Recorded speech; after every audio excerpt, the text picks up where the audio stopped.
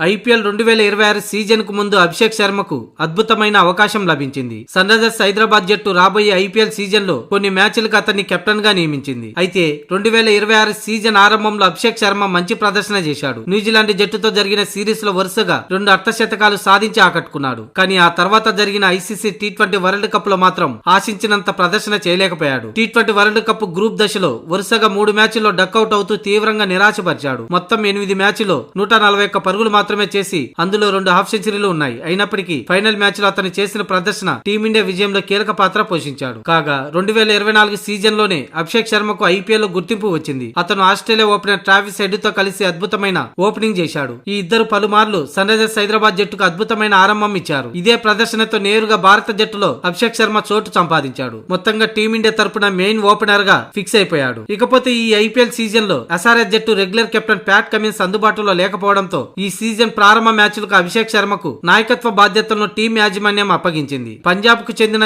ఈ యువ ఆటగాడికి ఇది కెరియర్ లో కీలకమైన ఛాన్స్ గా భావిస్తున్నాడు. భవిష్యత్తులో టీమిండియా కూడా అతను నాయకత్వ పాత్రలో కనిపించే అవకాశం ఉంది. అయితే ఈ ఐపీఎల్ మ్యాచ్ లో అతడు కెప్టెన్ గా రాణిస్తే మాత్రం భవిష్యత్తులో అతనికి మంచి జరిగే అవకాశం ఉందని క్రికెట్ విశ్లేషకులు అభిప్రాయాన్ని వ్యక్తం చేస్తున్నారు. ఇక ప్యాట్ కమిన్స్ ఫిట్నెస్ ప్రస్తుతం సన్ రైజర్స్ హైదరాబాద్ కు పెద్ద సమస్యగా మారింది. 2025 జూలై తర్వాత అతను ఎక్కువగా అంతర్జాతీయ క్రికెట్ ఆడలేదు. ఆస్ట్రేలియా ఇంగ్లాండ్ మధ్య జరిగిన యాసెస్ సిరీస్ లో మాత్రమే కనిపించిన కమిన్స్ ఆ తర్వాత మళ్లీ వెన్నెముక గాయంతో 4 నెలల క్రికెట్ కు దూరం అయ్యాడు. తిరిగి వచ్చిన కొద్ది రోజులకే మరోసారి గాయం కారణంగా జట్టుకు దూరం అయ్యాడు. అందుకే ఆస్ట్రేలియా జట్టు తరపున టీ20 వరల్డ్ కప్ ఆడలేదు. ఈ పరిస్థితులను దృష్టిలో పెట్టుకుని సన్ రైజర్స్ హైదరాబాద్ మినీ వేలంలో Australia allrounder Jack Edwards, England bowling allrounder Brydon Carse ను తుది జట్టులోకి తీసుకుంది. అయితే జాక్ ఎడ్వర్డ్స్ కూడా గాయపడ్డాడు. ఇదిలా ఉంటే జట్టులో అనుభవజ్ఞులైన ఇషాన్ కిషన్, ట్రావిస్ హెడ్, దక్షిణాఫ్రికా వికెట్ కీపర్ హెన్రిచ్ క్లాసెన్ ఉన్నప్పటికీ జట్టు మేనేజ్మెంట్ అభిషేక్ శర్మను కెప్టెన్ గా ఎంపిక చేసింది. ముఖ్యంగా ట్రావిస్ హెడ్ కెప్టెన్సీ లో టీ20 వరల్డ్ కప్ లో ఆస్ట్రేలియా ఒక టీ20 మ్యాచ్ లో జింబాబ్వే జట్టుపై ఓడిపోవడంతో అతనికి మైనస్ గా మారినట్లు తెలుస్తుంది. మరోవైపు ఇషాన్ కిషన్ ఇటీవల అద్భుతమైన ఫామ్ లో కనిపిస్తున్నాడు. అతను జార్ఖండ్ జట్టును కెప్టెన్ గా నడిపించి